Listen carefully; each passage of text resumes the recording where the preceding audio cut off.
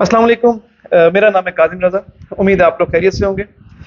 Overall जैसे मैंने अपनी लास्ट वीडियो में बताया आपको कि बहरिया में बहुत से लोग नेगेटिव वर्ड ऑफ माउथ कर रहे हैं कि बहरिया के अंदर इस किस्म के क्राइसिस चल रहे हैं। तो अगर हम लोग अगर फेस नहीं, अगर हम टॉपिक नंबर 1 को लेके चलें तो सबसे पहले जो लोगों को फील हो रहा है कि क्राइसिस नंबर 1 जो है, नो डाउट प्राइसेस और चीज़ नहीं बिक रही या रेंटल बहुत ज़्यादा हो चुका है।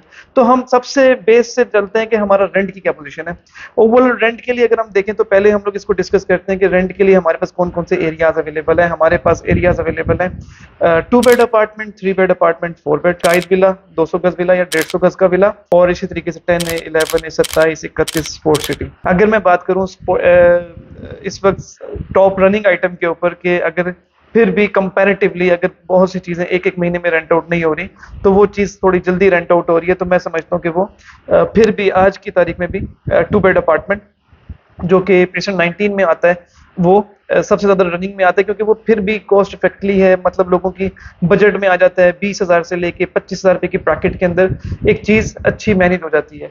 सेम एज अगर हम बात करें 3 बेड अपार्टमेंट के ऊपर, तो अच्छा रेंट उसका भी गिर गया है, लेकिन यह है कि हाँ पार्टीज भी कम है। लेकिन ओवरऑल मैंने जो एक चीज नोट की कि पिछले 2-2.5 महीने के अंदर जितने लोगों ने छोड़ के जाना था, एक बहुत बड़ी तादाद छोड़ के गई है, और अब वो भी जो ब्रैकेट थी वो फिलअप हो चुकी हुई है, और अब चीजें थोड़ा सा बेहतरी की तरफ जाती हुई नजर आ रही है। तो second number is Quaid villa है हमारा। कायद विला भी मोस्ट रनिंग आइटम में नहीं होता, क्योंकि वो थोड़ा सा रेंटल में ज्यादा है, तो वो उसी कैपेसिटी के अंदर उसी हिसाब से लोग आ रहे होते हैं। इकबाल विला भी इतना रनिंग आइटम में नहीं है। कायद विला में ज्यादातर जो प्रेफरेंस लोगों की रहती है वो इस वक्त है 150 गज का विला या 200 गज का विला, जो कि परसेंट 10A 11A में होता है, या फिर 2 बेड अपार्टमेंट मैक्सिमम।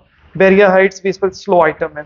तो ओवरऑल उसमें भी रेंटल बहुत ज्यादा गिरा है। सेम एज 10A में और 11A में जो हमारा रेंट 50,000 पे चला गया था, आज 35 का हमारे पास अवेलेबिलिटी होती है।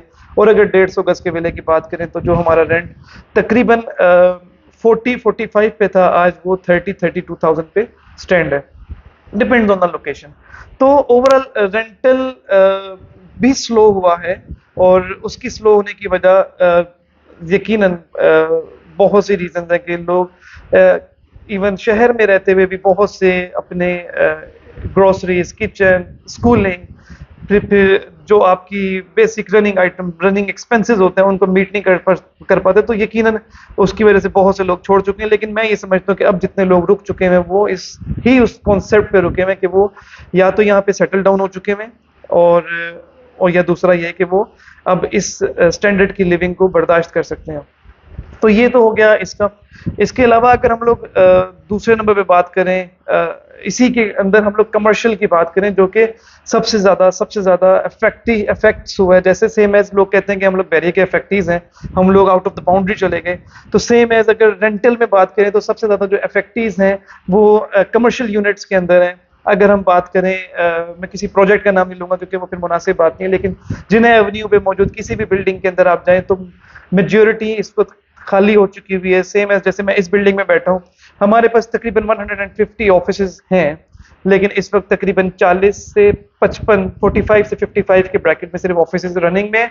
और इसका अल्टीमेट नुकसान सिर्फ ओनर्स नहीं, बिल्डिंग ओनर्स भी उठा रहे हैं। उसकी वजह यह है कि बहरिया की तरफ से यहाँ पे अभी तक बिजली नहीं है, और टोटल ऑपरेशन जो है वो जनरेटर पे चल रहा है। तो जनरेटर की जो कंजम्पशन है वो तो अपनी जगह पे फिक्स्ड है, तो जब लोगों के ऑफिसेज नहीं है तो वो भी अल्टीमेटली बिल्डर को इसकी प्लेंटी हिट हो रही है। लेकिन एक्सपेक्टेड है कि अगले 1-2 महीने तक शायद बहरिया बिजली प्रोवाइड कर सके, और ये जो बिल्डर की एक लाइबिलिटी बनी हुई है फॉर नो रीजन, शायद वो उसकी लाइबिलिटी खत्म हो जाए। ओवरऑल बात करते चलें कमर्शियल के रेंट के ऊपर, तो जो ग्राउंड फ्लोर जिना एवेन्यू पे तकरीबन 1100 स्क्वायर फीट का रेंट हमारा 5.5-6 लाख पे चला गया था, आज वो 2.5 लाख, 2.25 लाख तक हमारे पास स्टैंड कर रहा है। और अगर ऊपर के एरिया की बात करें तो बहुत बुरा हाल है। लाइक ट्रस्ट मी कि हम लोग अगर 5th फ्लोर के ऊपर भी जाते हैं तो शायद आपको सिर्फ मेंटेनेंस कॉस्ट के ऊपर भी ऑफिस मिल जाए। द सेकंड थिंग इज फिर भी लेने वाला कोई नहीं है। तो मैं ये कहूँगा कि कमर्शियल के अंदर जो सबसे ज्यादा इफेक्टिव हैं वो नो डाउट कमर्शियल यूनिट वाले बहुत ज्यादा है। मिडवे की बात करें तो ग्राउंड फ्लोर ज्यादा आबाद है, और फर्स्ट, सेकंड, थर्ड, फोर्थ सब तकरीबन खाली पड़े हैं, और ओनर्स इस वक्त काफी ज्यादा इसके ऊपर डिसअपॉइंटेड भी हैं। اور یہ میں نے بی کا بتایا. اور اگر اے بھی مڈ وے اے کی بات کروں تو وہاں پہ تو گراؤنڈ فلور بھی رینٹ آؤٹ نہیں ہو رہے. ایون گراؤنڈ فلور کے اونرز اکثر 40-45 ہزار روپے تک بھی دینے کے لیے تیار ہیں, پر یقیناً رینٹل تبھی آئے گا نا جب اس کو وہاں پہ کوئی رننگ آئٹم فیل ہوگی یا کوئی کام کرتے ہوئے سلسلہ نظر آئے گا. تو رینٹل کی بھی یہی صورتحال ہے.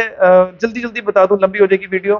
پریسنٹ 27 اس وقت تقریباً 25,000 رینٹ پہ آ گیا ہے. پریسنٹ 31 اس وقت تقریباً 18 سے 20 ہزار روپے رینٹ پہ آ گیا. اسپورٹ سٹی ولا اس وقت 22 ہزار سے لے کے 35 ہزار روپے رینٹ پہ آ گیا, ڈیپینڈز آن لوکیشن. تو یہ اوور آل رینٹ جتنے بھی آئے ہوئے آپ اس کو آسان الفاظ میں یہ سمجھ لیں کہ اگر 70,000 روپے والا رینٹ تھا تو وہ تقریباً 50 پہ آ گیا, 50 والا اس وقت 35 پہ آ گیا, 35 والا اس وقت 20 پہ آ گیا. اور لینے والے لوگ کمپیریٹیولی کم ہے, کیونکہ اب اویلیبلٹی اتنی زیادہ ہے کہ ٹیننٹس کے پاس آپشنز ہیں کہ اس نے اس بجٹ کے اندر, لائک پہلے اس کے پاس اتنا بجٹ تھا چیز نہیں ملتی تھی, اب اتنے ہی بجٹ میں اس کو اتنی زیادہ چیزیں ملتی ہیں. تو چیزیں میٹر کر رہی ہیں. اوور آل انشاءاللہ یہ وقت بھی بہتر ہو جائے گا, اور جب یہاں پہ چیزیں بہتری کی طرف جائیں گی تو وقت کے ساتھ ساتھ چیزیں بہتر ہوں گی انشاءاللہ. سب سے آخر میں چینل کو سبسکرائب کر لیں, نوٹیفیکیشن کو آن کر لیں. Thank you very much. اللہ حافظ.